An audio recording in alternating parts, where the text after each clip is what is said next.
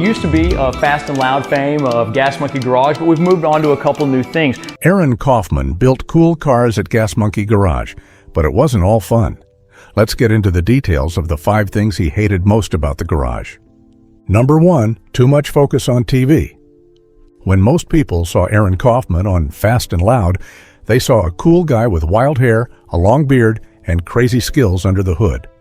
He was the quiet genius behind Gas Monkey Garage, turning rusty junk into beautiful pieces. But what fans didn't see was what slowly ate away at him, something he finally admitted out loud. He hated how the shop became more about TV and less about real car building. Aaron didn't start out wanting fame. He just loved cars, building them, fixing them, pushing them beyond limits. But as Gas Monkey got more popular, cameras filled the room, and things began to shift. At first, it felt exciting. Who wouldn't want to be on a hit show? But before long, Aaron realized the focus was no longer on the craft. It became all about what looked good on camera. He once said, "I want to build cars, not just poses." That one line says it all. The camera crews didn't come to film Aaron doing what he loved. They came with plans, scripts, setups, and drama. Instead of letting the guys work naturally, they'd ask for action shots, reactions, and sound bites. Imagine being deep into tuning an engine and someone taps you on the shoulder saying, "Can you do that again, but slower? We missed the shot." It's not only annoying, it destroys your rhythm. It got to a point where the actual building became background noise. Aaron wasn't just working anymore, he was performing. The producers wanted drama, last-minute problems, fast fixes, someone shouting, someone walking out. They needed each episode to have tension, even if it wasn't real. And that, Aaron said, made the whole thing feel fake. He started to call it the fluff. That's what he called all the extra stuff they threw in to make the show exciting. Slow-motion shots, staged arguments, funny pranks. Long pauses before revealing a finished car. It looked cool on screen, but Aaron knew what it took to really build those cars, and he hated seeing that part pushed to the side. Aaron's not against fun. He's not even against cameras. But he's serious about his work. For him, the build came first, always. That's how he was wired. He believed in measuring twice, cutting once, doing things the right way. But on TV, you often had to work fast, cut corners, or fake a few scenes just to keep the episode moving. That didn't sit right with him. One time, he said the worst thing was having a project he really cared about and knowing they didn't show the best parts. Maybe he spent hours getting something just right, but the cameras didn't catch it. Instead, they focused on a random joke or some fake drama in the background. That's what crushed him. The hard work was there, but the world never saw it. It's not like Aaron didn't speak up. He tried to explain what mattered to him, but after a while, it was clear the show had a life of its own. Ratings were more important than real builds, and that made him feel like a tool in someone else's toolbox, just there to play a part. Fans always thought Aaron looked quiet and serious on the show. Now we know why. He wasn't trying to act cool, he was just tired. Tired of the fakeness, tired of pretending, tired of seeing his passion turned into a product. And here's the kicker. Gas Monkey Garage wasn't always like that. In the early days, it was raw, rough, and real. No fancy lights, just guys in a garage building badass rides. That's the shop Aaron fell in love with. That's the shop he wanted to stay in. But somewhere along the way, the lights got brighter, the scripts got tighter, and the spark faded. He once said, "That magic we had, it disappeared behind lights and scripts." And when the magic left, he knew it was time for him to leave too. So, if you ever wondered why Aaron walked away from the fame, the fans, and the fast cars, it wasn't because he couldn't take the pressure. It was because he couldn't take the fakeness. And that's just the beginning. Up next, we'll look at the second thing he hated even more, those crazy deadlines that nearly ruined the quality of everything he touched. If you thought the cameras were bad, wait till you hear about the ticking clock behind the scenes. Number 2, impossible deadlines that affected quality. Aaron Kaufman wasn't scared of hard work. Long nights, greasy hands, welding until his fingers went numb, he could take all that. What he couldn't take was the madness of being forced to build cars faster than humanly possible. And that's exactly what happened at Gas Monkey Garage. For Aaron, it wasn't just about building cars, it was about doing it right. But when the shop turned into a race against the clock, everything started to fall apart. At first, it seemed like a fun challenge, tight deadlines, fast builds, big reveals. But that wore off quickly. Aaron once shared that during one build, they had just a few days to finish a 1931 Ford Model A car that normally takes months to restore properly. Instead of pacing the job and thinking through each step, they had to rush every single detail. It wasn't about craftsmanship anymore. It was about finishing something, anything, before the cameras stopped rolling. And it didn't stop there. He said some weeks he worked over 110 hours, plus a long commute to and from the shop. Imagine spending 16 hours building, then heading home half asleep, only to do it all over again the next morning. It wasn't building anymore, it was survival. Aaron described nights when he fell asleep in his welding helmet, completely drained. Not because he didn't love the work, but because the show demanded speed over sanity. What made things worse was that the quality started to slip. Aaron knew it, the crew knew it, and deep down, the audience could sense it too. When you're building a custom ride, every piece matters. Every cut, every weld, every wire placement can make or break the final result. But when you're told, this has to be done by Friday no matter what, you stop caring about the little things. You just push through and hope nothing falls apart on camera. And for a guy like Aaron, that's the worst feeling in the world. He prided himself on the details. He loved the hidden welds, the clever solutions, the engine tweaks that no one else could pull off. But at Gas Monkey, there just wasn't time for that anymore. Everything became about deadlines. If a part didn't fit, they'd force it. If a tune wasn't perfect, they'd live with it. Because the show had a schedule to keep, and no one was going to slow down for perfection. Aaron wasn't the only one feeling the heat. The whole crew struggled under the pressure. The rush ruined their zeal. There were fewer smiles in the shop, less laughing, more yelling. What started as a fun, loud, creative environment started to feel like a sweatshop. And the worst part, they were all doing it for a TV show, not for the love of cars. He once said that some of the builds they did for the show would have been truly amazing if they had the proper time. But rushing them meant taking shortcuts, skipping steps, and accepting flaws. That didn't sit well with him. He didn't want his name on something that was slapped together just to beat the clock. Eventually, Aaron realized something. He was never going to get the time he needed at Gas Monkey. The show ran on tension and tight timelines, and even though that formula worked for TV, it was destroying his passion. That's when he decided to walk away. Not because he was tired of cars, but because he couldn't stand watching quality fade in the name of entertainment. He left to start something new, his own shop, ArcLight Fabrication, a place where he could build the way he wanted. No cameras rushing him, no fake deadlines, just real projects, real skill, and real pride in every bolt and weld.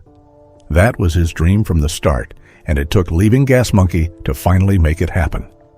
Now when you see him working, you can tell the fire is back in his eyes. He takes his time. He smiles more. He's proud again. And all it took was walking away from the madness of racing the clock. So now we've seen how the insane deadlines pushed him out. But we're not done yet. The next thing that tore him up inside was even more personal. He didn't get to choose the projects he worked on. And for a guy with big dreams and wild ideas, that felt like being locked in a box. Ready for that story? Let's roll into number 3. Number 3, no freedom to choose what to build.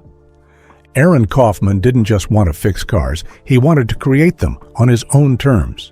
For him, every build was like a blank canvas. He liked thinking outside the box, coming up with crazy ideas, and making something new out of old metal. But there was one big problem at Gas Monkey Garage. He didn't get to pick what he worked on. And that, more than anything, drained the fun right out of the job. When you're a builder like Aaron, your heart is in your hands. You want to feel proud of what you build. But week after week, project after project, Aaron found himself working on cars he didn't choose. He didn't get to chase the wild projects that kept his engine running. Instead, he had to go along with whatever the show picked for the next episode. He wasn't building his dream rides, he was building someone else's idea of what looked good on camera. Gas Monkey was a business. It was all about quick flips and flashy reveals. The faster a car got done and sold, the better. That worked for the show, sure. But for Aaron, it just didn't feed his passion. He wanted more than just shiny paint jobs and big tires. He wanted to do the deep stuff, the kind of work that takes time, patience, and a vision. But over and over, those kinds of projects were shut down because they didn't fit the show. Imagine being a musician and never getting to play your own song. That's how Aaron felt. He was surrounded by tools, talent, and opportunity, but no freedom. And when there's no freedom, there's no real joy in the work. He once said that even though he was still building cars, he felt disconnected. The spark was fading because he wasn't allowed to choose where to pour his energy. Sometimes he'd suggest a wild idea, a rare car, a risky setup, or a build that needed months to get right. But those ideas were often turned down. Too slow, too expensive, not exciting enough for TV. It was always about what could be done fast and sold faster. Aaron understood the hustle, but that wasn't why he became a builder. He wanted to chase something deeper. When he finally left Gas Monkey, it wasn't just to walk away from a show. It was to take back control. He opened ArcLight Fabrication as a place where he could build what he wanted, how he wanted. And right away, things changed. He started working on trucks he actually loved. He dove into custom parts and rare setups. He built things that made him feel alive again. No more waiting for approval. No more working off someone else's checklist. At ArcLight, Aaron focused a lot on old Ford trucks, especially F100s. He didn't just fix them, he reimagined them. He designed special chassis setups, reworked suspension systems, and created parts that fit like they were factory-made. Every project had his fingerprints on it, and for the first time in years, he was finally building from the heart again. Looking back, Aaron never said Gas Monkey was a bad place. He just said it wasn't the right place for a guy like him. Too many rules, too many limits, too little room to grow. And when a creative person can't stretch, they start to feel stuck. That's what happened. He stayed as long as he could, but once the spark was gone, he knew it was time to leave.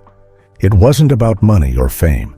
It was about doing what he loved, his way. He didn't want to be told what to build anymore. He wanted to choose the cars, shape the vision, and put his name on something that truly mattered to him. That freedom changed everything. You can see it in his work today. The detail, the passion, the pride. It's all back. So if you ever wondered why Aaron seemed more quiet toward the end of his time at Gas Monkey, now you know. He was running out of steam, not because he couldn't keep up, but because he couldn't follow his own path. And when a builder can't build what he loves, the job just feels empty.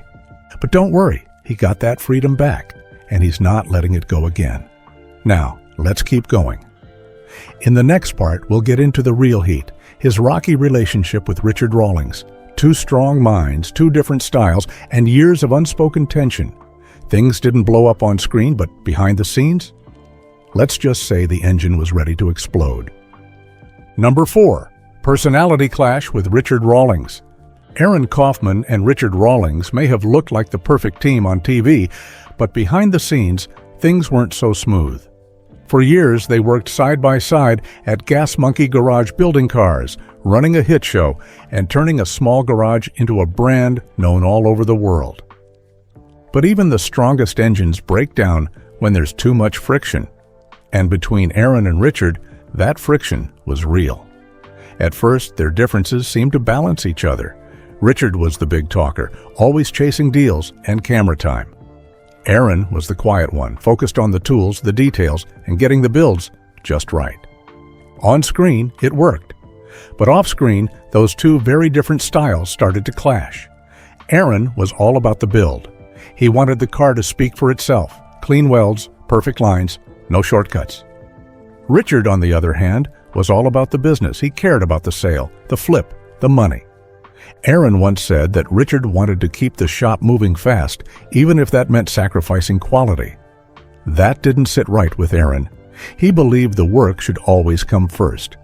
Their personalities didn't just clash, they ran in totally opposite directions. Richard was loud, flashy, always moving. Aaron was quiet, focused, and precise. Aaron didn't want fame or attention.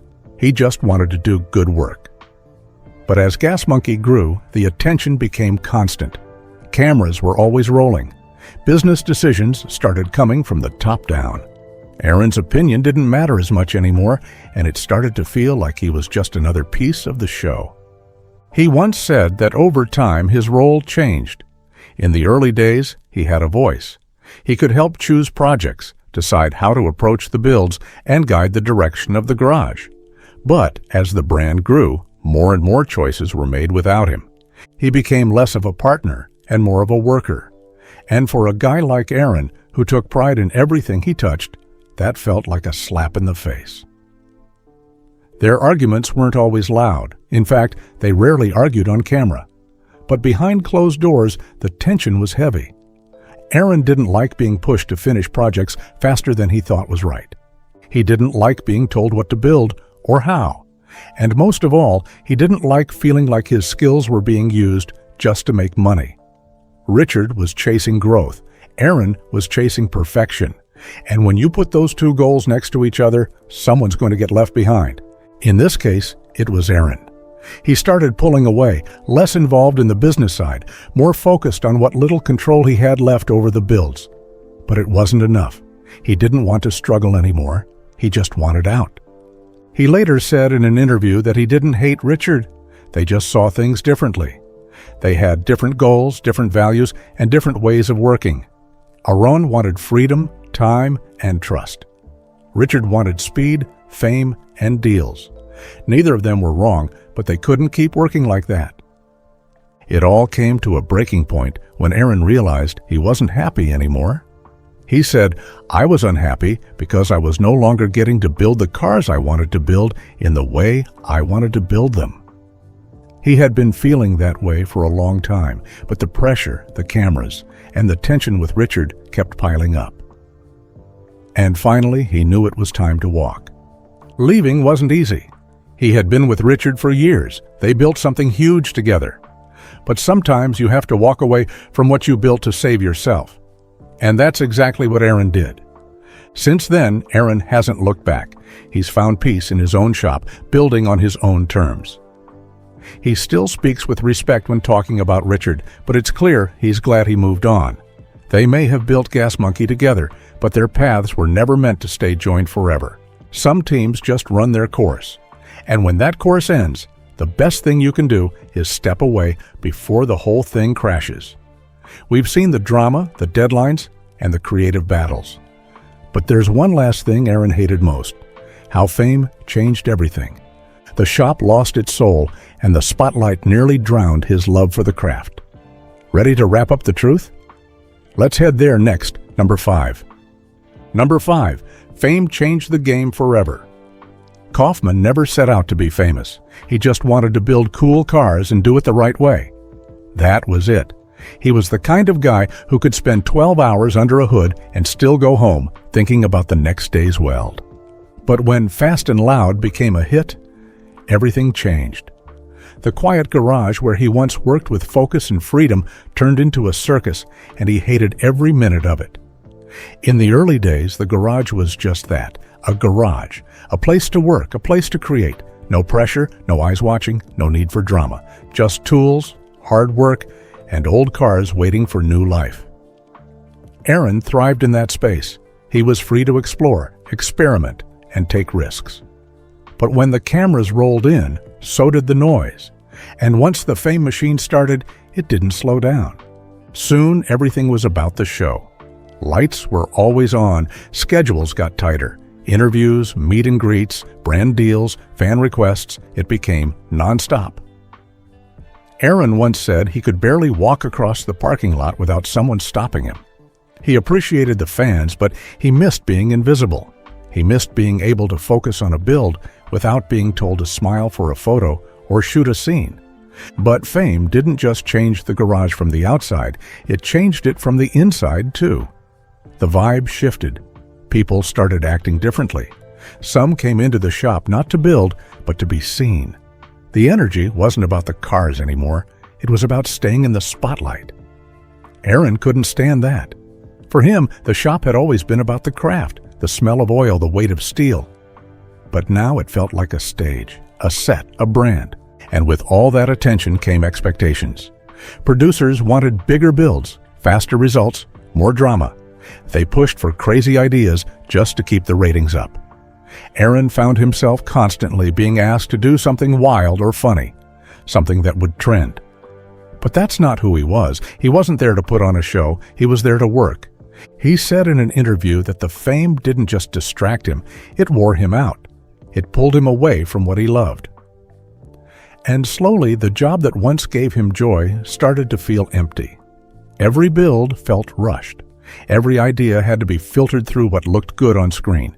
Even when they made something great, the editing would chop it up and turn it into something else. The spotlight also created tension. More eyes meant more opinions, more pressure, more misunderstandings. Aaron didn't like being questioned over things he knew better than anyone. He was the expert, but fame gave others power over the process. People who didn't build a single part of the car were suddenly calling shots because it made better TV. And then there was the burnout, the kind that creeps in slowly, then hits hard. Aaron said he got to a point where he didn't even want to walk into the shop. That's how heavy the fame had become. He wasn't excited anymore. The builds didn't matter. Everything he once loved about the job had been buried under camera angles, brand deals, and the need to entertain. At the end of the day, Aaron didn't hate being known. He was thankful that people appreciated his work.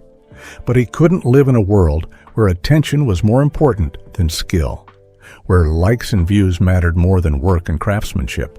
That wasn't him. That was never him.